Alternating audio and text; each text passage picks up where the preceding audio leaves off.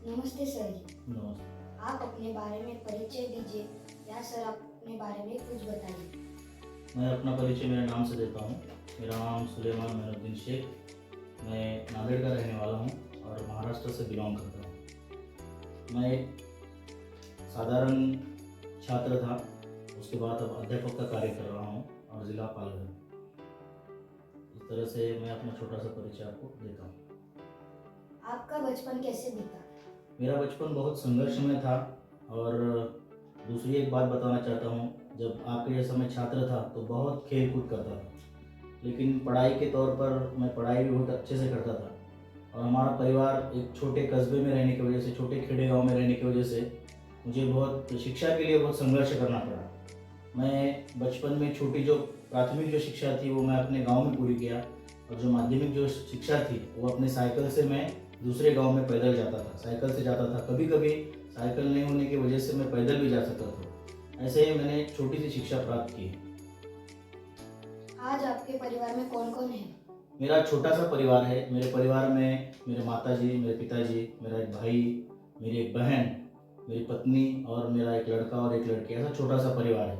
परिवार का आप अगर छोटा सा इतिहास देखेंगे तो हमारा पूरा परिवार, पहले से भी मेरे दादा परदादा का जो परिवार था वो भी परिवार हमारा छोटा था। वो भी, उनकी एक एक संतान थी छोटी, और उनकी भी एक लड़की थी। ऐसा छोटा सा परिवार आज भी हमारा वैसा ही छोटा सा परिवार है। आपने सफलता हासिल करने के लिए संघर्ष कैसे किया? मैंने सफलता हासिल करने के लिए बहुत सारा संघर्ष किया। बचपन में पढ़ाई के लिए संघर्ष से आज मैं जो कार्य कर रहा हूँ उस कार्य में भी मेरा बहुत बड़ा संघर्ष है।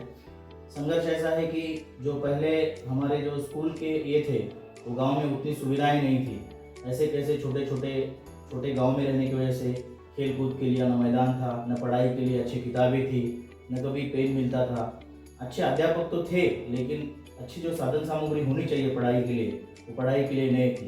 कुछ किताबें नहीं मिलती थी, कभी कभार तो नोटबुक भी नहीं मिलती थी, कभी पेन भी नहीं मिलता था। उसके बावजूद भी हमने जो हासिल है उसमें हमने अपनी पढ़ाई की, और पढ़ाई करने के बाद जो मैंने माध्यमिक की मेरी जो पढ़ाई है वो दूसरे गांव में, आपको जो इससे पहले बताया मैं कि साइकिल पर जाकर किया हूँ। और उसके बाद जो हाई स्कूल के बाद जो बीएड का जो मैंने डिप्लोमा किया था, वो डिप्लोमा मेरे महाराष्ट्र में होने के बाद मुझे मराठवाड़ा में मेरा नंबर नहीं लगा, तो मैंने अहमदनगर में 2 साल हॉस्टल में रहकर मैं अपनी शिक्षा पूरी किया हूँ। ऐसा मेरा छोटा सा एक संघर्षमय जीवन रहा है, और संघर्षमय जीवन के बावजूद भी मेरी सफलता अच्छे से मैंने पूरी की है। आज आप हम जैसे बच्चों को क्या प्रेरणा देना चाहते हैं? आप जैसे बच्चों को तो आज की आधुनिक सुविधाएं बहुत सारी हो चुकी है। उस सुविधाओं के माध्यम से वो अच्छी पढ़ाई करें और अच्छा नागरिक बने, देश का नाम गौरव करे, ऐसा मेरा ये है। और आजकल की जो तकनीकी विद्या है वो तकनीकी विद्या बहुत सारी उपलब्ध हो रही है। उन उपलब्धियों को मद्देनजर रखते हुए आप सबों को मेरा एक निवेदन है कि आप देश के हित के लिए अच्छे से अच्छी पढ़ाई हासिल करें, देश का नाम गौरव करें, अपने माँ बाप का भी नाम गौरव करें, अपना गांव का भी नाम गौरव करें। और जो पढ़ाई की जो टेक्निक है वो टेक्निक को आप अभी जो डिजिटलाइजेशन हुआ है उसके माध्यम से अच्छे से अच्छी पढ़ाई हासिल करें, यही मेरा एक संदेश है सब बच्चों को। आज की शिक्षा एवं संघर्ष पहले की शिक्षा एवं संघर्ष से क्या अलग है? मार्गदर्शन कीजिए। पहले की जो शिक्षा थी वो बहुत ही संघर्षमय थी। आप अगर 2020 या 2022 के पहले 1990 के बाद की जो शिक्षा थी वो शिक्षा बहुत अलग थी, क्योंकि जब डिजिटलाइजेशन नहीं था, अच्छे बोर्ड नहीं थे। आप देख रहे हैं कि आपको पढ़ाई के लिए अब डिजिटल बोर्ड्स आ गए हैं, और जो इंटरनेट के माध्यम से आप दुनिया भर के कौन से भी देश की आप ज्ञान हासिल कर रहे हो। लेकिन हमारे ज़माने में वैसा नहीं था। जो ब्लैक बोर्ड था और वाइट बोर्ड था, बस इसी के माध्यम से हम शिक्षा प्राप्त करते थे।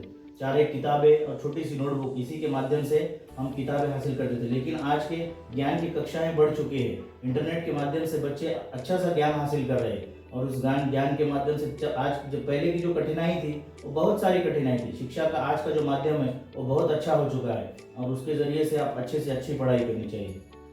आपके अनुसार जीवन की सफलता क्या है? जीवन की सफलता एक कहने का एक माध्यम है। जीवन की सफलता संघर्ष है। जब आप संघर्ष पूरा करते हो तो खुद ब खुद आपका जीवन सफल हो जाता है। आपके पास संघर्ष करने की और मेहनत करने की लगाव होनी चाहिए। जब तक जो जान से आप मेहनत करोगे, आप संघर्ष करोगे, तो आपका जीवन सफल 100% सफल होगा।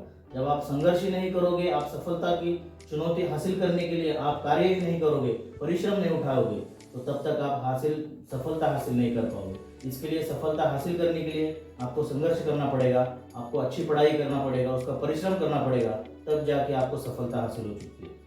आज के स्कूलों की शिक्षा परिवार के लिए कैसी है? आज की स्कूल शिक्षा जो है वो परिवारों के लिए ठीक है, लेकिन उसमें आज जो कार्यान्वयन का जो विषय है, जो आप बताते कि दैनंदिन जो अपनी दिनचर्या है उसके माध्यम से तकनीकी स्कूल और जो जो ज़रूरी होना चाहिए, बच्चे आजकल क्या हो रहे हैं कि सब बच्चों का एक नज़रिया बदल गया है कि मुझे मेडिकल जाना है, मुझे इंजीनियर होना है, मुझे साइंटिस्ट होना है, लेकिन 100% बच्चों की सफलता उसमें नहीं हो पाती है। लेकिन व्यावसायिक मार्गदर्शन उस अभ्यासक्रम में होना चाहिए। पढ़ाई आजकल की ऐसी होनी चाहिए कि जो मैंने जो आपको पहले मुद्दे बताए, उस मुद्दों में अगर वो सफल नहीं हुआ तो उसको दूसरे तरीकों में अपना जीवन सफल करने का एक माध्यम होना चाहिए। इस पाठ्यक्रम में उसको समावेश होना चाहिए। आज की दुनिया को देखते हुए स्कूल में क्या क्या बदलाव किए जाने चाहिए? आज की दुनिया को देखते हुए स्कूल में बहुत सारे बदलाव करने चाहिए। तो मैंने कल ही एक वीडियो देखा था, जापान के जो विद्यार्थी है, जापान के जो स्कूल है वो अलग अलग है। अपन सोचते हैं कि जापान के जो ओलंपिक में आप देखते हो कि अच्छे से अच्छे बहुत सारे मेडल, गोल्ड मेडल जीतते हैं, उसका कार्य ही वैसा होता है कि वो बचपन से ही उनको उस खेल में चुनौतियां देते हैं। बच्चों का जो ये लगाव है, उस लगाव के माध्यम से वो अभ्यासक्रम रखते हैं और उसी के माध्यम से वो उनकी पढ़ाई रखते हैं। तो मुझे ऐसा लगता है कि आजकल की चुनौतियां ऐसी होनी चाहिए, बच्चों को उसके अनुसार अध्यापन करना चाहिए और उसके अनुसार उनका अभ्यासक्रम होना चाहिए, पाठ्यक्रम भी वैसे ही होना चाहिए।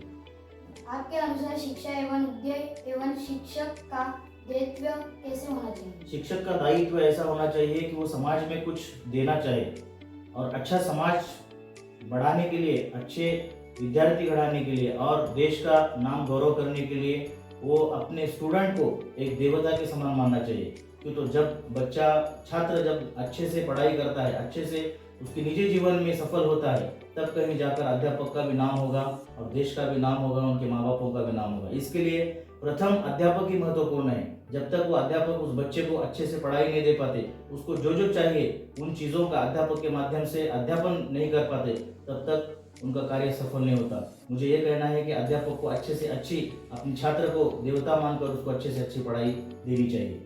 जो आपके पास है उससे भी ज़्यादा आपके अगर कुछ आपके पास नहीं है तो आप भी कहीं से हासिल कीजिए, उस ज्ञान को हासिल कीजिए और उस ज्ञान को हासिल करके अपने छात्र को किस प्रकार दे सकते हैं, उसका भी थोड़ा सा सोच रखनी चाहिए।